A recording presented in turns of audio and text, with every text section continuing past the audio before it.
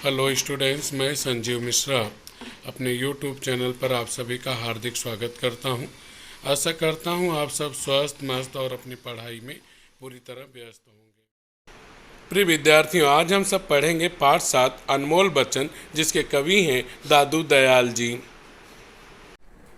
प्रिय विद्यार्थियों, हमारे देश में समय समय पर अनेक संत महात्मा हुए हैं, अनेक विद्वान हुए हैं, जिन्होंने अपने विचारों से, अपनी भावनाओं से और अपने क्रियाकलापों के माध्यम से, अपने व्यवहार के माध्यम से लोगों को नई राह सोचने की नई दृष्टि दी है। ऐसे संत महात्माओं, ऐसे भक्त कवियों की परंपरा बहुत बड़ी रही है।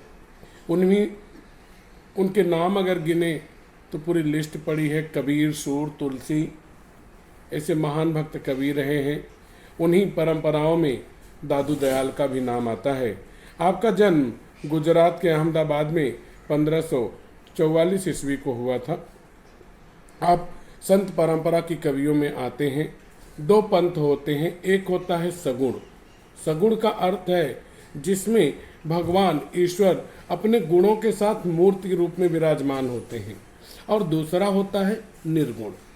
निर्गुण मतलब निराकार ब्रह्म, जिसका कोई आकार नहीं है। सगुण जहाँ पे मंदिर में जा करके भक्त की उपासना करता है, पूजा करता है, आराधना करता है, वहीं पर निर्गुण भक्त वह अपने ही हृदय के भीतर, अपने ही आत्मा के भीतर वह भगवान की पूजा और आराधना करने में विश्वास करता है। गुरु की वंदना करना उसका परम लक्ष्य होता है।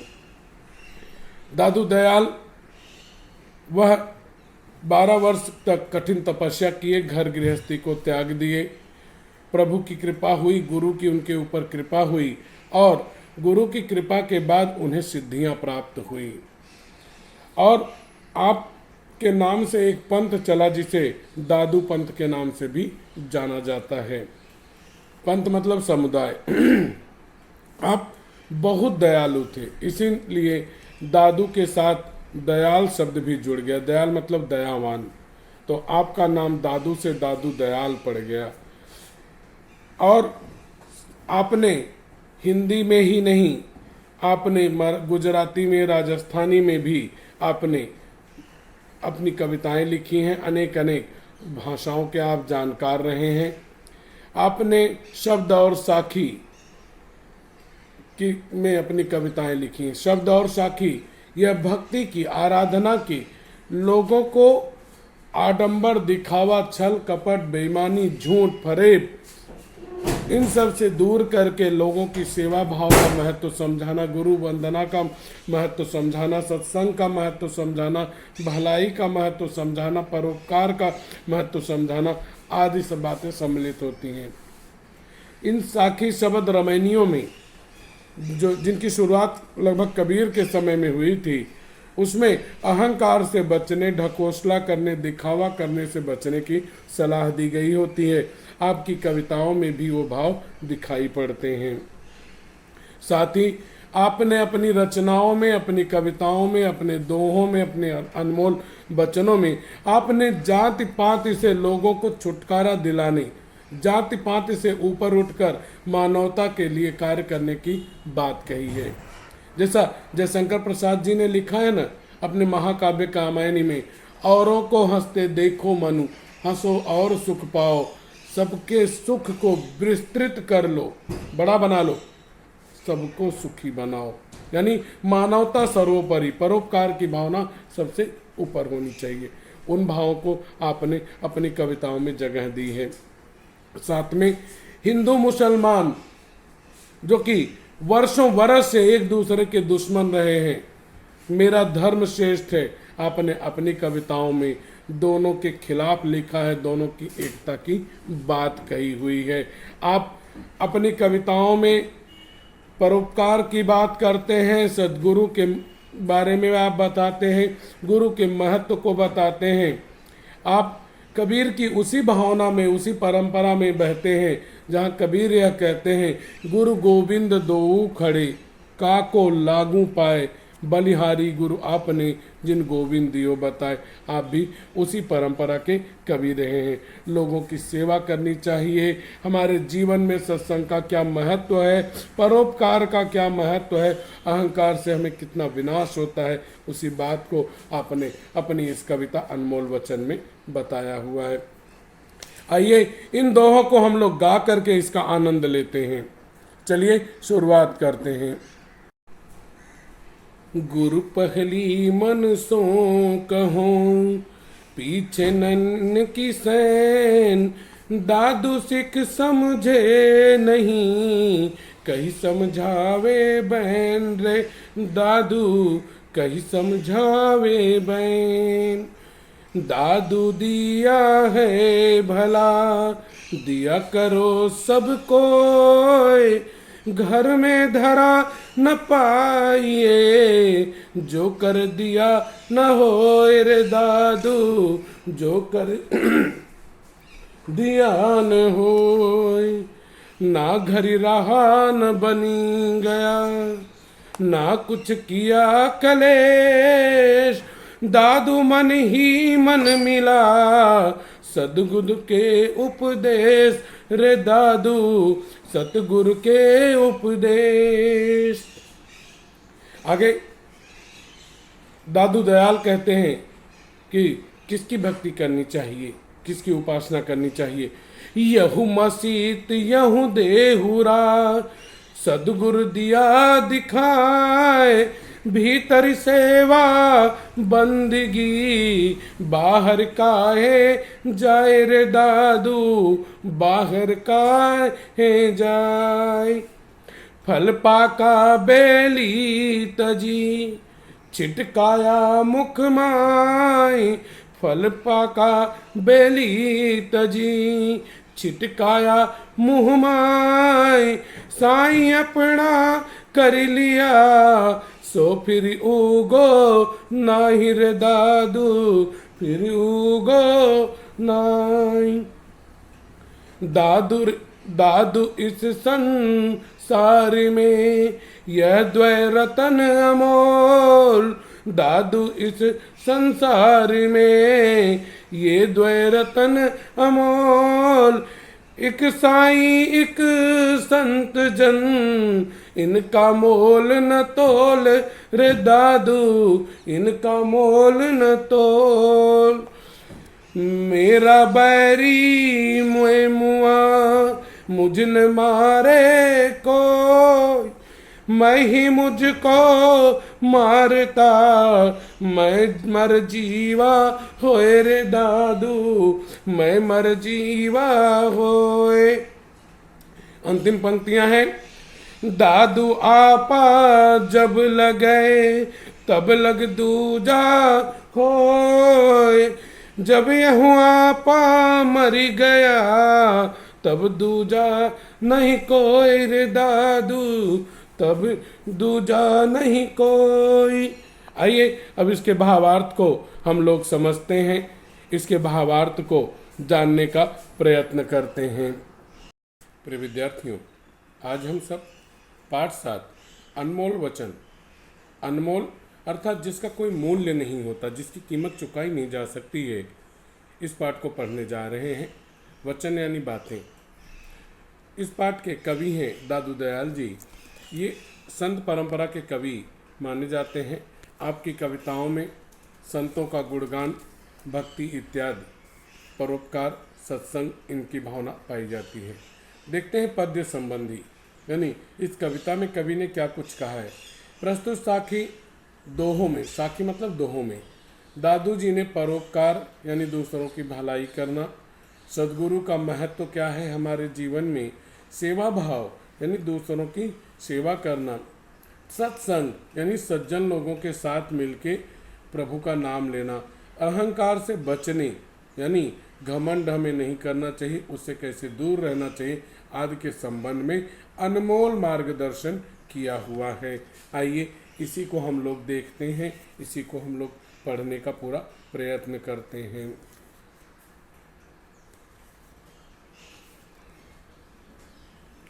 कविता आपने पढ़ी ली है तो शुरुआत करते हैं एक एक पंक्ति का भावार्थ हम लोग देखते हैं, जानते हैं और समझते हैं।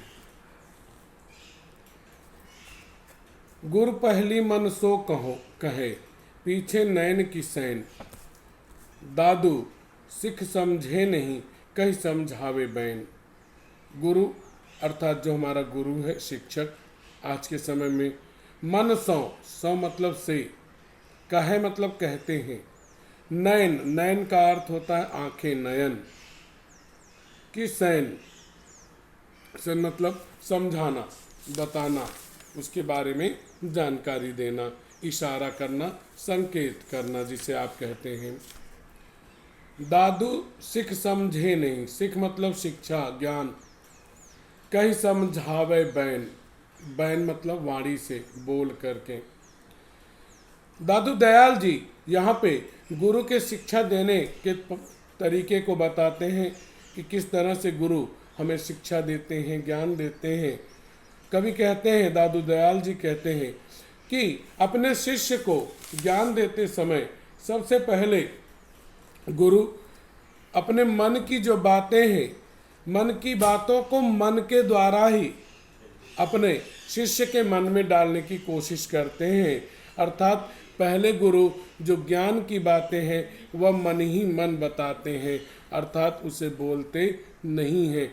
अगर तभी भी शिष्य नहीं समझा तो अपनी आँखों से इशारा करके, संकेत करके वे अपने शिष्य को, अपने चेले को, अपने विद्यार्थी को ज्ञान देने का प्रयास करते हैं, उसे समझाने का प्रयत्न करते हैं। दादू सिख समझे नहीं, अगर मन ही मन में शिष्य नहीं समझ पाता, यदि आँखों के संकेतों के द्वारा भी शिष्य नहीं समझ पाता, तब दादू दयाल कहते हैं ऐसे समय में गुरु हार नहीं मानते हैं कि अरे यह तो मूर्ख है, मूढ़ है, यह समझ नहीं रहा है। तब ऐसे समय में जब शिष्य समझ नहीं पाता है, तब वे अपनी जिह्वा के द्वारा, बैन अर्थात वाणी के द्वारा, जीभ के द्वारा, मुंह से बोल करके वे उसे समझाते हैं, वे उसे ज्ञान देने की कोशिश करते हैं। तो यहाँ पर आपका जो प्रश्न बनता है वह प्रश्न यही बनता है, गुरु अपनी सीख इस तरह से देते हैं, तो वहाँ पे उत्तर यही होता है कि गुरु पहले मन ही मन शिक्षा देते हैं, उसके बाद आँखों के संकेतों से समझाने का प्रयत्न करते हैं। यदि फिर भी शिष्य नहीं समझता है तो वे बोल करके, अपने मुंह से बोल करके उसे समझाने का प्रयत्न करते हैं। दादू दिया है भला, दिया अर्थात दीपक, और दिया मतलब दान, जो देते हैं हम दूसरों को, उसे दिया के यहाँ दो अर्थ हो गए। दिया करो सबको, सबको यानी सभी लोग, भला यानी अच्छा। घर में धरा न पाइए, धरा मतलब रखा, जो कर दिया न होए, कर मतलब हाथ, दिया मतलब दीपक। कवि यहाँ पे दान का महत्व समझाते हैं। पहले वाले दोहे में कवि ने जहाँ पर गुरु के ज्ञान देने के तरीके को समझाया था, वहीं पर यहाँ पर कवि किस तरह से हमें परोपकार करना चाहिए, लोगों के लिए उपकार की भावना अपने मन में रखनी चाहिए, उस बात की सीख यहाँ पे दादू दयाल जी ने दी हुई है। कवि दादू दयाल कहते हैं, दादू दिया है भला, अर्थात कि दान देने में ही हमारी भलाई होती है। प्रत्येक व्यक्ति को अपने हाथों से दान देना चाहिए, उससे पुण्य होता है, लोगों का भला होता है। परोपकार परमो धर्म, अर्थात परोपकार का धर्म, दूसरों की भलाई का धर्म सबसे बड़ा होता है, उससे मानवता और इंसानियत का जन्म होता है। तो दादू दयाल का कहना है कि दादू दिया है भला, अर्थात दान देने में सबकी भलाई है। दिया करो सबको, प्रत्येक व्यक्ति को अपने जीवन में दान करना चाहिए, दूसरों की भलाई का कार्य करना चाहिए। दूसरों की भलाई में ही हम लोगों का भला छिपा होता है। हिंदू धर्म है या मुस्लिम धर्म, सिख है या ईसाई धर्म, हर धर्म में दान की परंपरा है। आप जानते होंगे कि अरबी में भी लिखा गया है, आपके कुरान में भी लिखा गया है वहाँ पे कि प्रत्येक व्यक्ति को अपनी कमाई का कुछ प्रतिशत कर के रूप में देना चाहिए। हमारे गीता और पुराण में, वेदों में भी लिखा है कि प्रत्येक व्यक्ति को दान अवश्य करना चाहिए। जो व्यक्ति दान करता है वह सबसे अच्छा और सबसे बड़ा कर्म करता है। दान की परंपरा सर्वश्रेष्ठ होती है। इस तरह से कवि दादू दयाल कहते हैं कि दान करने में ही हम सभी की भलाई सम्मिलित होती है, निहित होती है। प्रत्येक व्यक्ति को अपने जीवन में दान करना चाहिए, इसी से सबका भला होगा। घर में धरा न पाइए, जो कर दिया न होए। यदि आपके पास अकूत धन है, बहुत ज़्यादा धन है, संपत्ति है, खजाना ही धरा हुआ गए, लेकिन आप दान नहीं करते हैं तो आपकी दशा वैसी ही होगी जैसे अगर हाथ में दीपक ना हो, दिया ना हो, तो आपको घर में रखी हुई अपनी एक भी वस्तु दिखाई नहीं देगी। आंखों के आगे अंधेरा छा जाएगा।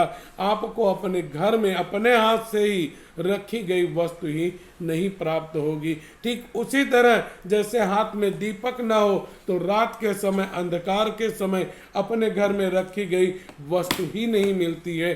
ठीक उसी तरह से यदि आप दान नहीं करते हैं, दूसरों की भलाई के लिए कार्य नहीं करते हैं, तो आपको जीवन में कभी सुख, शांति और समृद्धि प्राप्त नहीं होगी। यहाँ पे कवि ने दान के महत्व को दीपक के सहायता से, दीपक के माध्यम से समझाने का प्रयत्न किया है। ना घरी रहा न बन गया, ना कुछ किया कलेश। घरी रहा मतलब घरी, घर मतलब घर, रहा मतलब रहना, बन गया, बन मतलब होता है जंगल, वन। ना कुछ किया कलेश, कलेश मतलब क्लेश, शुद्ध रूप में क्लेश, क्लेश मतलब कष्ट उठाना। दादू मन ही मन मिला, मिला मतलब मिला, सतगुरु के उपदेश, सतगुरु अर्थात अच्छे गुरु के शिक्षा के द्वारा, उपदेश अर्थात शिक्षा के द्वारा। यहाँ पे संत कवि, भक्त शिरोमणि दादू दयाल जी यहाँ पर हमें यह शिक्षा देते हैं कि ईश्वर की आराधना, ईश्वर की तपस्या, ईश्वर की प्राप्ति वह जंगल इत्यादि में जाकर कष्ट उठाकर ही प्राप्त नहीं की जा सकती है, बल्कि गुरु के द्वारा दिए गए ज्ञान को अपने जीवन में आत्मसात करने, अपने जीवन में उतारने, अपने जीवन में अपनाने से भी हमें गुरु के ज्ञान के माध्यम से ईश्वर की प्राप्ति हो सकती है। आइए भावार्थ देखते हैं। ना घरी रहा न बन गया। कवि कहते हैं कि घर में रहकर ही कई लोग दिन रात पूजा आराधना, पूजा पाठ में लगे रहते हैं, और कई लोग जंगल चले जाते हैं तपस्या करने के लिए, साधना करने के लिए, और कुछ लोग अपने शरीर को ही कष्ट देते हैं, व्रत रखते हैं, उपवास रखते हैं, और भोजन इत्यादि त्याग करके वे दुख का कष्ट का अनुभव करते हैं। कवि कहते हैं कि दादू मन ही मन मिला, सतगुरु के उपदेश। अगर हमें एक अच्छा गुरु मिल गया है और उसने हमें अच्छे से शिक्षा दी है, ज्ञान दिया है, तो हमें ईश्वर की प्राप्ति के लिए, भगवान को पाने के लिए घर में रहकर पूजा पाठ करने या फिर जंगल में जाकर साधना तपस्या करने या व्रत उपवास रखने की कोई ज़रूरत नहीं होती है। अच्छे गुरु की शिक्षा को अपने जीवन में उतार लेने से ही हमें हमारे मन के भीतर ही, हमारी आत्मा के भीतर ही हमें ईश्वर के दर्शन हो जाते हैं, क्योंकि कहा जाता है कि आत्मा परमात्मा का ही अंश होती है, भाग होती है। इस तरह से जब परमात्मा हमारी आत्मा के भीतर ही निहित है, तो हमें घर में रह करके पूजा पाठ करने, जंगल में जाकर साधना तपस्या करने, व्रत उपवास रखने की कोई जरूरत नहीं है, बल्कि हम गुरु के द्वारा दिए गए उपदेश, उनकी द्वारा दी गई शिक्षा को अपने जीवन में अपना करके अपने मन में ही ईश्वर की आराधना भक्ति करके ईश्वर को पा सकते हैं। कहा भी गया है, मन चंगा तो कटौती में गंगा। लगभग 1000 वर्ष पहले गुरु गोरखनाथ हुए थे, उन्होंने लिखा हुआ है, यही तन शक्ति यही तन शिव, यही तन पंच तंत्र कर जीव, यही तन मन जे ले उर्मन रहे, सो 5 लोक की बाता कहे।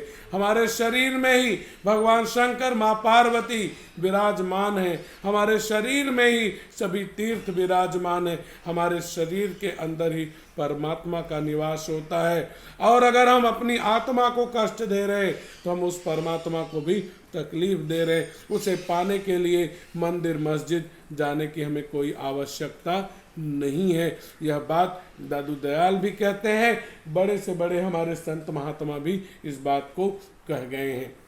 आइए अगला दोहा हम लोग देखते हैं।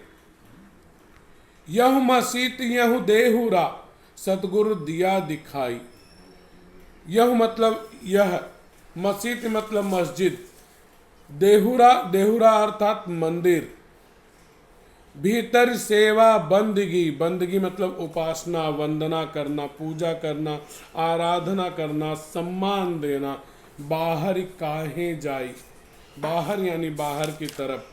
यहाँ पे कवि दादू दयाल जी ने यही बताया है कि ईश्वर को पाने के लिए मंदिर मस्जिद जाने की हमें कोई ज़रूरत नहीं है।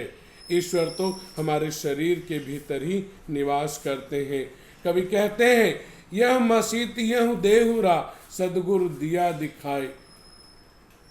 दादू दयाल का कहना है कि मानव शरीर ही उसका मंदिर है, मानव शरीर ही उसका मस्जिद है, अर्थात मानव का जो शरीर है वही उसका प्रार्थना स्थल है। वहीं पर रह करके हम अपने ईश्वर को प्राप्त कर सकते हैं, अपने ईश्वर की उसी में भक्ति आराधना कर सकते हैं।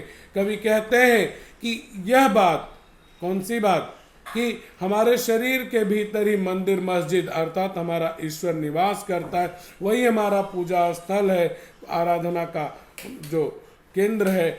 यह बात हमें सदगुरु ने, हमारे गुरु ने हमें दिखा दिया है, बता दिया है। भीतर सेवा बंदगी बाहर काहे जाए। कभी कहते हैं कि ईश्वर की प्राप्ति के लिए, भगवान को प्राप्त करने के लिए कहीं मंदिर या मस्जिद बाहर जाने की कोई ज़रूरत नहीं है। वह तो आपके शरीर के भीतर आत्मा के रूप में वह निवास करता है, वह आपके शरीर के भीतर ही है। आप अगर अपने शरीर की को प्रसन्न रखते हैं, अपने शरीर का ही सम्मान करते हैं, उसकी देखभाल करते हैं, उसकी सेवा करते हैं, बंदगी करते हैं, शरीर के भीतर ही अंदर आत्मा से अगर आप दोस्ती करते हैं, उसका सम्मान करते हैं, तो आपको ईश्वर मिल जाएगा। आपको ईश्वर को खोजने के लिए कहीं बाहर जाने की कोई आवश्यकता नहीं है। इस तरह से कवि का कहना है कि हमारे शरीर के भीतर ही हमारे सारे प्रार्थना स्थल विराजमान है, हमें उसे कहीं बाहर जाकर ढूंढने की कोई ज़रूरत नहीं होती है। अगर हम शरीर के भीतर अपने आत्मा से दोस्ती करते हैं, बंदगी कर लेते हैं और उसका सम्मान करते हैं, तो ईश्वर हमें मिल जाएगा, उसे बाहर खोजने की कोई ज़रूरत नहीं है। बच्चों, अगर आपको मेरा पढ़ाना अच्छा लगा तो वीडियो को लाइक कीजिए, चैनल को सब्सक्राइब कीजिए और वीडियो शेयर कीजिए तथा कमेंट बॉक्स में कमेंट कीजिए कि आपको मेरा पढ़ाना कैसा लगा।